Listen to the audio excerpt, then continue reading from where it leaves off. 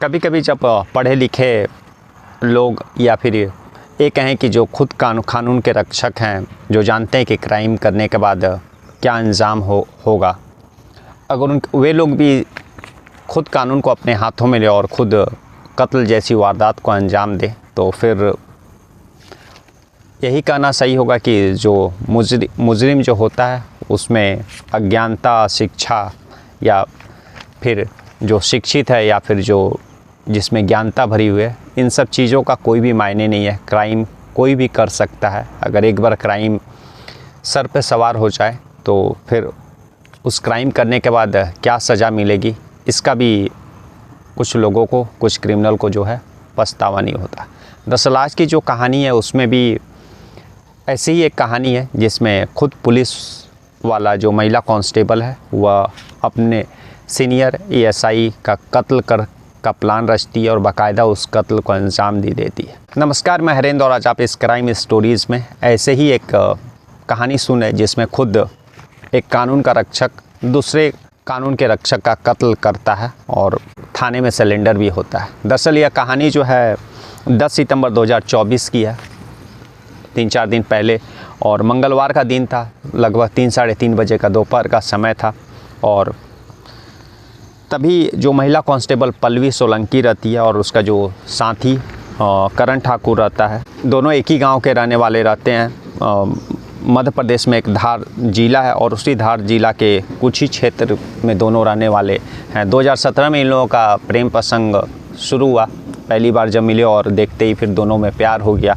और उस समय जो पल्लवी सोलंकी थी वह पढ़ाई कर रही थी और धीरे धीरे 2018-19 के करीब में उसका मध्य प्रदेश पुलिस में वैकेंसी निकला तो अप्लाई की। पढ़ने में तेज़ थी और तो उसका जो है मध्य प्रदेश के कांस्टेबल में, पुलिस कांस्टेबल में उसका नौकरी हो जाता है। और उसका जो साथी रहता है करण ठाकुर, जिससे वे लोग 2017 में मिले थे और प्यार दोनों के बीच में हो गया था, वह प्राइवेट में ही ड्राइवरी का काम करते रहता है। सब चीज़ ठीक चलते रहता है, लेकिन जब समय और आगे बढ़ता है तो करण ठाकुर जो रहता है वह पल्लवी से शादी करना चाहता है और बाकायदा इसके लिए वह पल्लवी सोलंकी के घर भी गया था शादी की बात करने के लिए। लेकिन जब यह बात उसके पिता को पता चली तो उस पल्लवी सोलंकी के पिता ये करण ठाकुर को यह बोलते हैं कि तुम मेरी बेटी का पीछा छोड़ दो तो अच्छा रहेगा।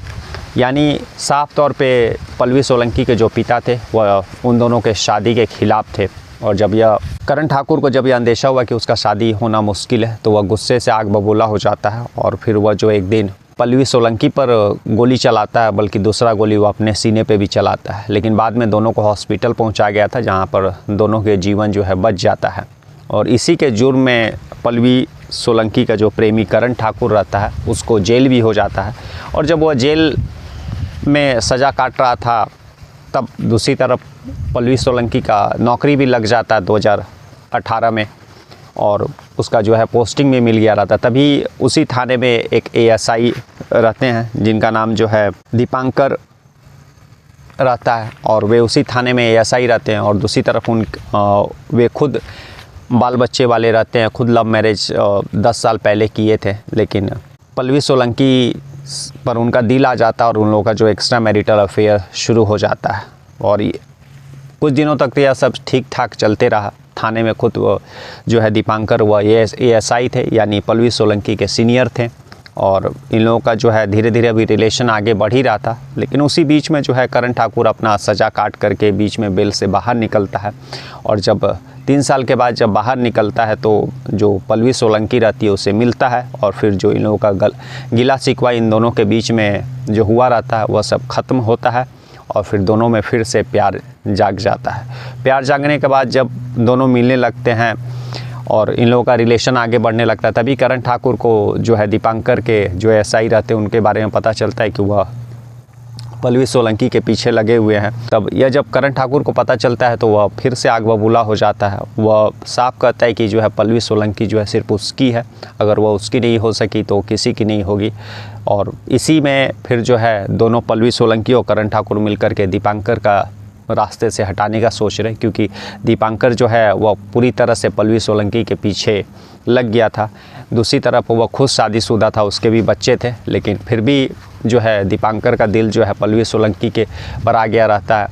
और इन लोगों का जो है पल्लवी सोलंकी की तरफ से तो उतना कदम आगे बढ़ा नहीं रहता, लेकिन जो है दीपांकर वह किसी भी कीमत पर पल्लवी सोलंकी को छोड़ना नहीं चाहता था। और जब ये सारी बातें जेल से आने के बाद करण ठाकुर को पता चलता है तो वह फिर दीपांकर को रास्ते से हटाने का प्लान रचता है। ना केवल करण ठाकुर बल्कि उसमें पल्लवी सोलंकी का भी हाथ रहता है। दोनों प्लान रचते हैं और फिर एक दिन 10 सितंबर 2024 को दीपांकर को फ़ोन करके बात करने के लिए बुलाते हैं। और जब उसी मध्य प्रदेश के राजगढ़ ज़िला जो रहता है उसी राजगढ़ ज़िले के एक इलाके में पुल के पास बुलाते हैं चाय के ढाबा पर। और जब दीपांकर को फ़ोन करके बुलाया जा रहा था तब उसको अंदेशा था कि उसके साथ जो है गलत हो सकता है, इसीलिए उसने बाकायदा जब घर से निकलने के समय अपने एक दोस्त को भी फ़ोन किया था और साथ में उसको भी आने के लिए बोला।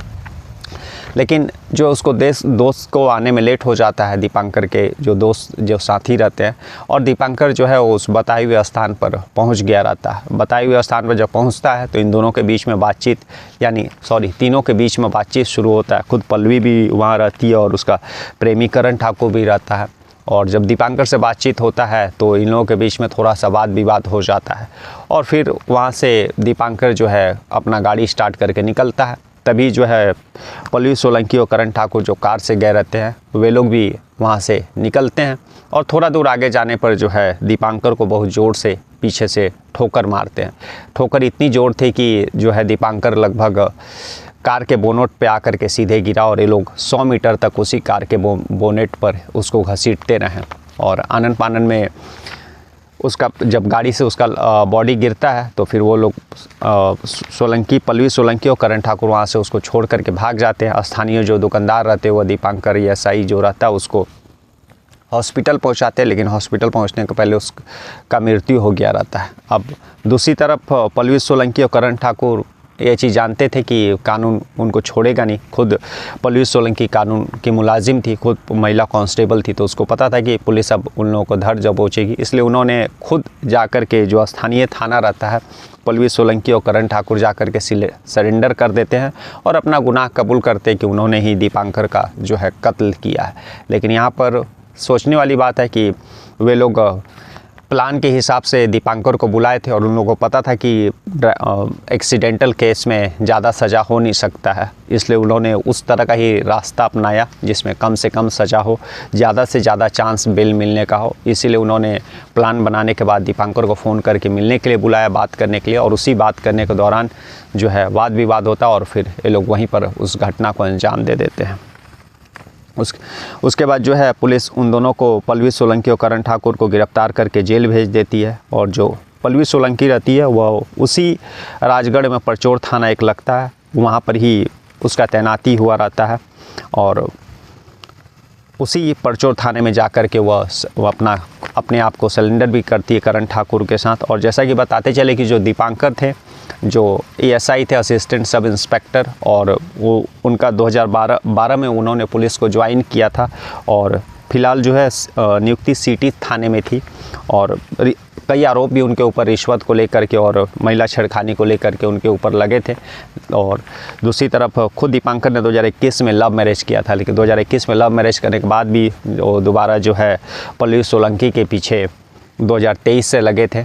और लेकिन जब 2023 में करण ठाकुर बाहर आता है जेल से और उसको पल्लवी सोलंकी और दीपांकर के बारे में पता चलता है तो वह पल्लवी सोलंकी को अपने बातों से राज़ी कर लेता, जो भी गिलवा शिकार रहता है उन लोगों के बीच में उसको दूर करता और फिर दोनों मिलकर के दीपांकर को रास्ते से हटाने का प्लान रचते हैं। तो इस तरह की आज की यही कहानी थी कि जिसमें एक पुलिस वाली ने खुद जो कानून के रक्षक रहते हैं उसका कत्ल को अंजाम देती है और बाकायदा अपने पुलिसिया दिमाग का पूरा यूज़ करती है उस प्लान देने में, ताकि कम से कम सज़ा हो सके और ज़्यादा से ज़्यादा बेल मिलने का चांस रहे। इसीलिए उन्होंने गाड़ी अपने कार के थ्रू उस दीपांकर के बाइक को एक्सीडेंट के थ्रू उसके कत्ल को अंजाम दिया, ताकि आगे केस कभी भी चले तो उन लोगों को कम से कम सज़ा हो और उन लोगों को दोषी ठहराने में जो है पुलिस का हालत ख़राब हो। तो कल हम लोग फिर ऐसी किसी कहानी के साथ मिलेंगे, तब तक के लिए नमस्कार, जय हिंद, जय भारत।